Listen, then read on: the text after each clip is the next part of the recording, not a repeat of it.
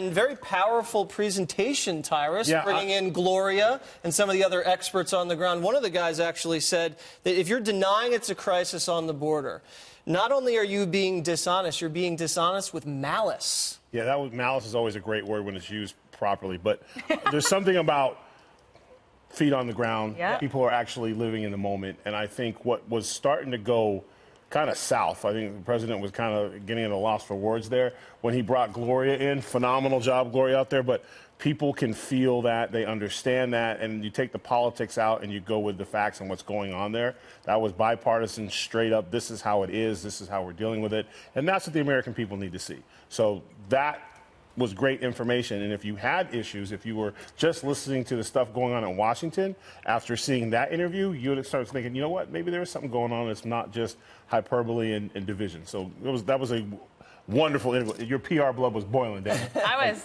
pumping. And there was great hats. Yeah, always more authoritative hats. When you have a hat like that. Yeah, I mean, the guy, you know what, I'm learning a lot. This is a tremendous gift. I might have to start wearing a hat like that. People really listen when you wear a hat like that. Yeah, it could mess up the hair. The hair. All right, Juan, you heard from the experts on the ground, 30-foot fence, assaults down, rock throwing down 65%. When deployed strategically, it's very, very effective. Yeah, and thank you, President Obama. Because guess what? That section of wall was paid for back in 2009 as a repair job by, guess who? President Obama. No, actually, we paid for it. No, I'm just saying, because right now, you listen to this bluster and bluff coming from Trump, and you say, oh, is Trump putting up that wall? Trump hasn't built any wall. This is a repair job that was funded by President Obama. Look, I think Dana has a point. It's always good to get out of Washington. Let me hear more about the point. I'll tell you, because it's really important for him to get out because he's had a tough week. He's being sued by 20 states, including California, over his emergency declaration. They're asking him for his tax returns, and he's struggling with that one. Today, he just withdrew the nomination of his ICE director, the guy he had up for that job. Nobody is clear on it except thinking that Stephen Miller, who's behind this failed immigration policy, didn't like the guy. Of course, the Senate and the House have gone after his spending. He's not having a bad week. So let me just get this straight. You said since it's Obama's wall, you like it. No.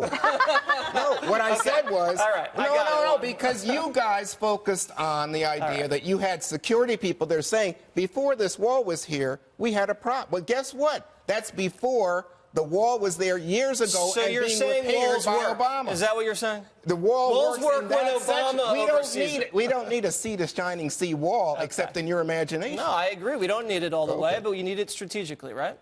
Yes, we do. That right there was the real-world application of everything that is going on that crosses borders. The crisis is not limited to, nor does it begin at our southern border. One of those gentlemen at the end mentioned that $50 billion flows only northward over and across ports of entry. Almost $30 billion is profit for the cartels in the drug industry. Since 2006, Mexico has been fighting militarily a kingpin strategy against all of their drug wars locally. What do we think that we're seeing? It's all of the effects from that. So it's not about simply human immigration crossing the southern border. It's because the push factors coming south of the borders are so strong, so complicated, and so now long-term invested that that's what we're dealing with. So I love that the president also brought in the broader conversation of including Mexico in that, because it's about time for some diplomacy so that we can either help or stop it. Yeah, important to hear the grisly reality of the drug war, talking about they find 100 bodies a year just buried in the desert. Well, that's why I think that, so the president, I would keep him out on the road at least once a week, because when you're in the Roosevelt room or the cabinet room and you bring the cameras in, or let's just say that maybe he's just headed into Mar-a-Lago on Fridays and he talks to the cameras on his way out to the helicopter, it looks repetitive. You have to change the scene in order to change the storyline.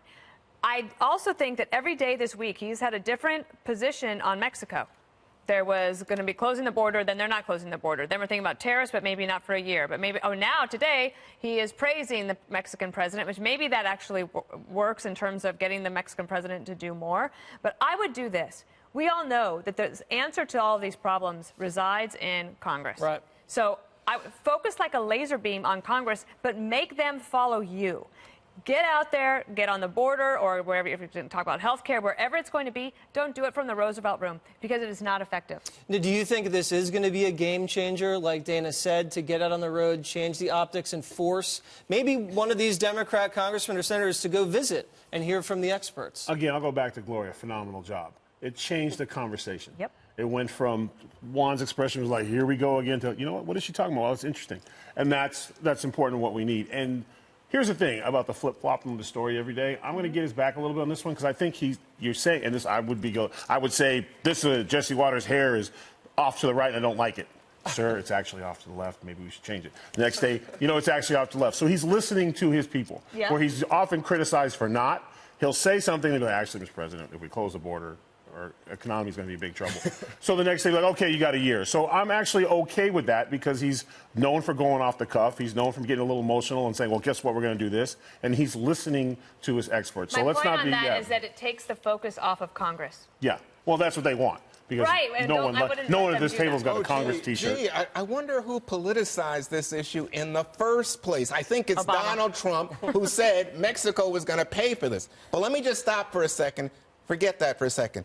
Remember, spending on a wall does nothing to stop the infusion of families, and especially families with children. We're not talking about an invasion. We're not talking about we're talking about most of the people coming right now, families with children. A wall does nothing to do that. It does nothing in terms of the added wall, in terms of the detention facilities that are needed to accommodate these people at this moment. That's the crisis, Jesse. That's the real crisis. The families are pawns of the cartels. That is just a small portion of that I'm just saying, remember, smuggling industry. Remember, Emily, this is not mostly Mexicans. These are people coming from Central America. There are different rules in terms of asylum for the Mexicans. Yes, so that's why I would focus on Congress and make them fix that part. Well, I think Democrats want to do something about the facilities, the detention facilities, but the if they judges, do something about to the accommodate asylum laws, they won't have to do those. But Trump has done so much to politicize it that he has us stuck.